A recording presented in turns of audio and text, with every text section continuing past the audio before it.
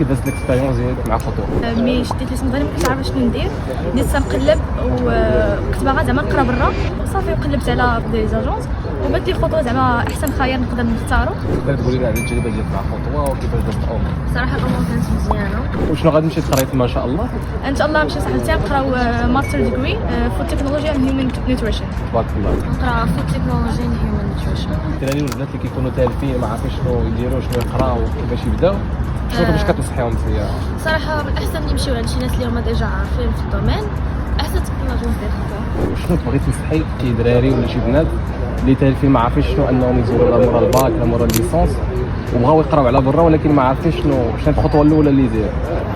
اول حاجه يشوفوا زعما الميولات ديالهم وموراها يقلبوا على شي اجونس شي واحد يعاونهم، حيت واخا تقول لها ندفع بوحدي ولا شي حاجه هذاك الشيء صعيب. زعما من احسن حاجه زعما ندفع مع خطوه.